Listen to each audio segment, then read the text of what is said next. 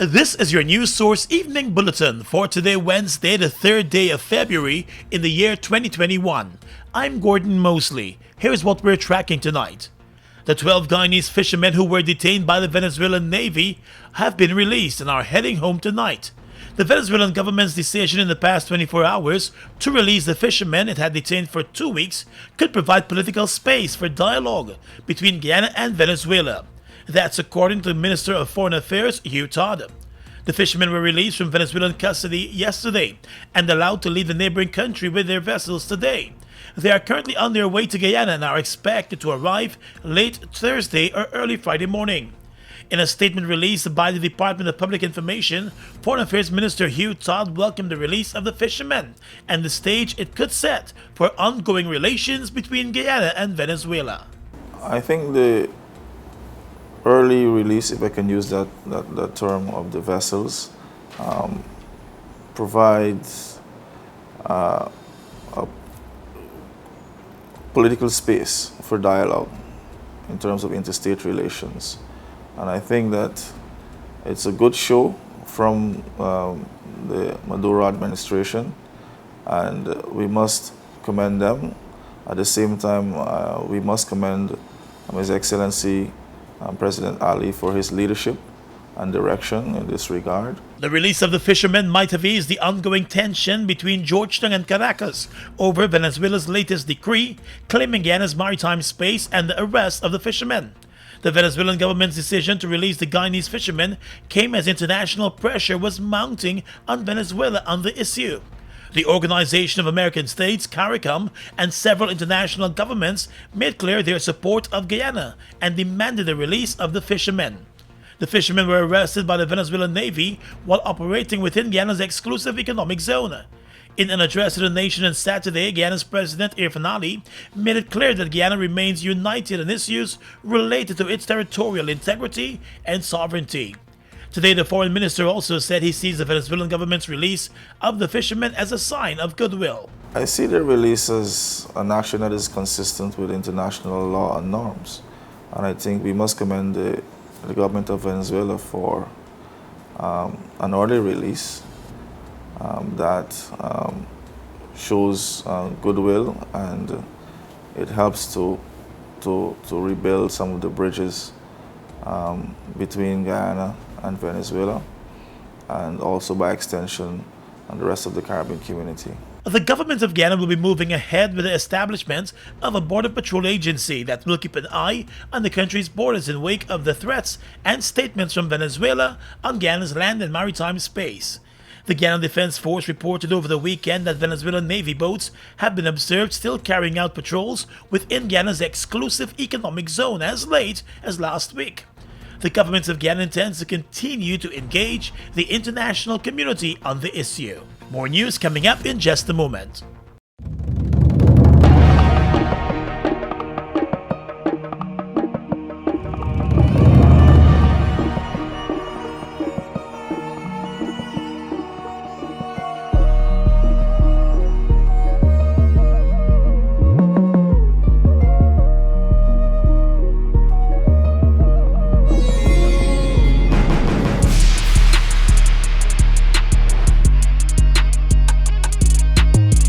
I'm a lover of dancing since a small. I danced the foxtrot, very filled, a pain in the foot. Lymphatic filariasis can be a chronic disease, and left long enough without being treated or identified can cause debilitation.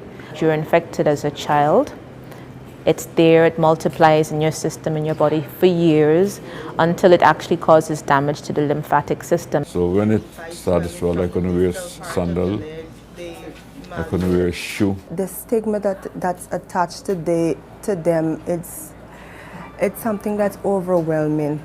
Yeah, these times your name changed. You're no longer who you are, Bigfoot lady. When they used to share these tablets, I used to disregard them. And when I know the importance of the tablet, when I got this foot, then when they come around again and give me tablets, I throw down my throat in front of them and say, we're going to go inside and drink some water. A message from the Ministry of Health in collaboration with PAHO. Mobil Special and all other Mobil lubricants are distributed by Salt Guyana Inc. Mobil Special and all other Mobil lubricants are distributed by Salt Guyana Inc. Mom, what are you doing with GPL on your list? Child, you forgot I have to pay GPL? You got time with GPL. I have to keep these lights on. The customers who think in that manner and refuse to honor their obligation to GPL are obviously not playing their part in ensuring quality service delivery. So, I will continue to pay my GPL bill on time, every time. I recognize the value of your point, Mom. You were right.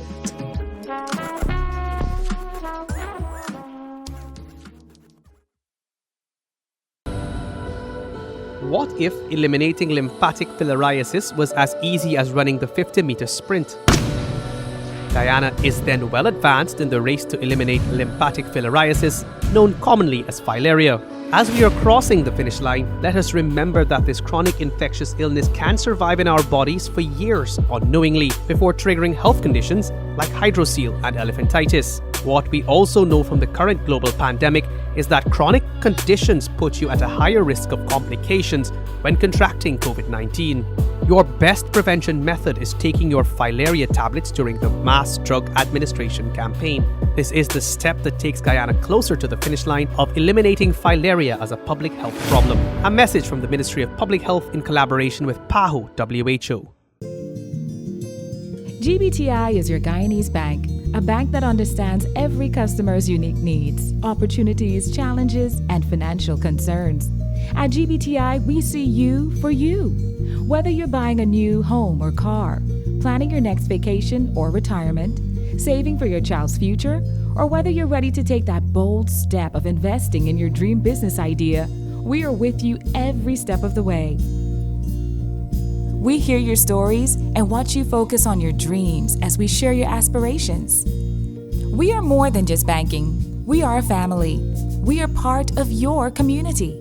Our commitment extends way beyond the walls of our branches and is demonstrated every day in the opportunities we provide to our individual and business customers. The support, time, and commitment we give back to communities across Guyana to help improve the lives of our Guyanese families. Because we see Guyana through your eyes. Fuel it up and drive, super 95, tune up. Fuel it up and drive, super 95, tune up.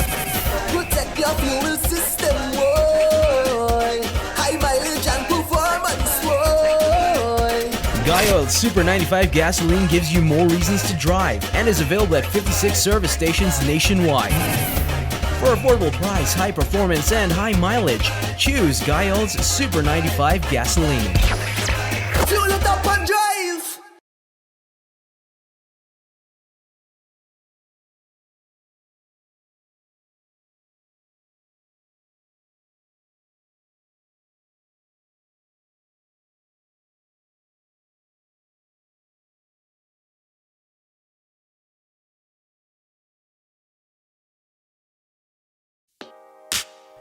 Mobil Special and all other Mobil lubricants are distributed by Salt Guyana Inc.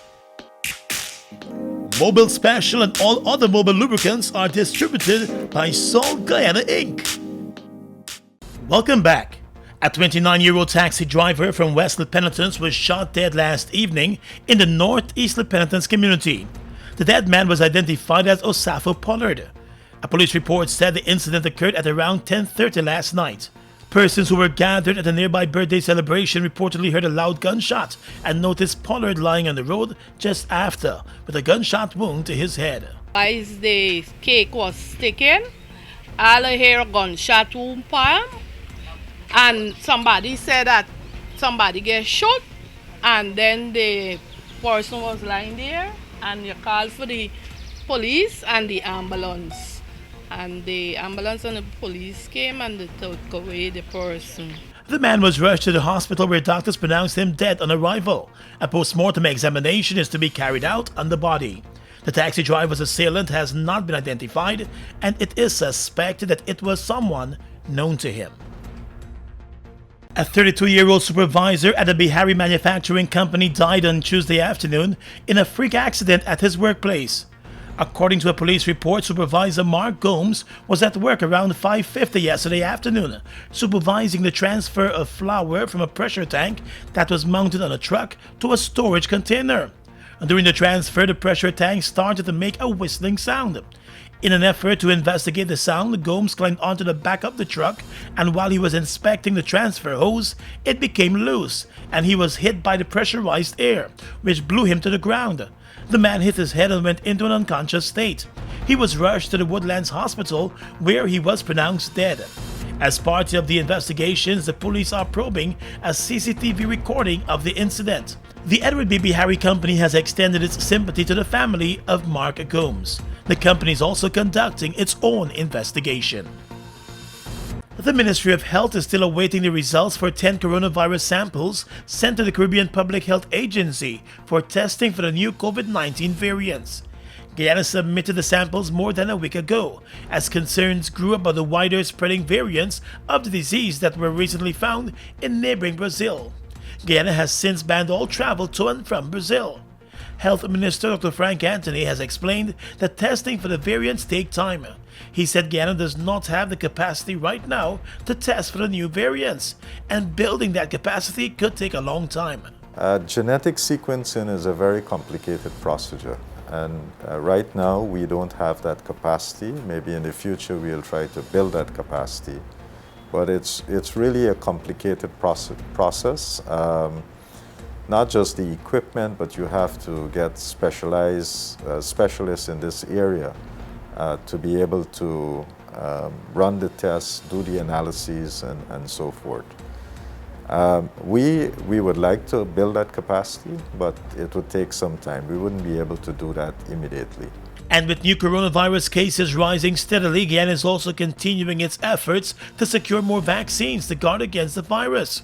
Through the COVAX initiative, which falls under the United Nations, the country is likely to receive 100,000 doses of the vaccines within the next few weeks. Guyana recorded 36 new cases of COVID-19 as of 12 o'clock last evening.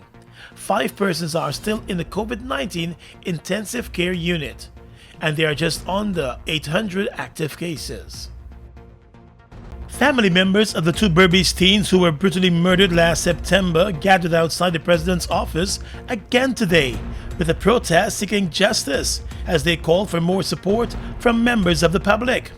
This is the second week that the family members have mounted a protest outside the president's office hoping to get his attention. Although 3 men have been charged for the double murder, the family members say they still have questions, and they are not convinced that those charged were really behind the gruesome attack that left their sons dead. The father of Joel Henry told reporters that the families are appreciative of the support from the public, but they would like to see more support as they press for a thorough investigation. So we are out here pleading for justice, for the president to seek into this matter and hold those who are responsible for murdering Isaiah and Joel. That is the reason why I'm out here. And I want to thank the public for the way that they are supporting us in these protesting. And I am calling for people to come out and help us. As we as Henry family, we need people to come out and support us in this peaceful protesting that we can get justice for our sons. The still grieving father said he will be paying close attention to the case currently before the court. Family members continue to complain about being left in the dark on the police investigations. We are here for the second time because we want to be persistent with what we're doing concerning justice. We need justice right about now. And up to now, the way how this thing is going, we still have to, because the way how the trio that they have in custody and what the trio has said according to the information that we have. And we are fully aware that they say that they confess, but we are looking for more than confession. We are looking for things like evidence. The three men facing charges for the crime were last in court on Tuesday in the Berbice area. Their family members protested outside the courthouse, claiming that they were wrongfully accused. At least two of the three suspects have been proclaiming their innocence. The mutilated bodies of Joel and Isaiah Henry were found in the cotton tree bag dam West Coast Berbice 1 day after they went missing back in September. Police investigators determined that they were not murdered at the scene where the bodies were located.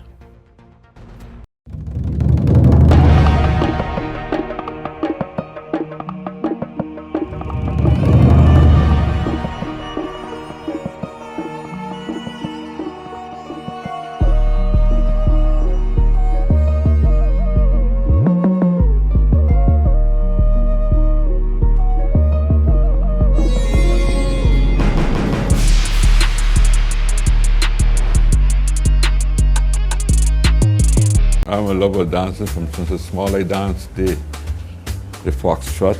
I feel a pain in the foot. Lymphatic filariasis can be a chronic disease, and left long enough without being treated or identified can cause debilitation.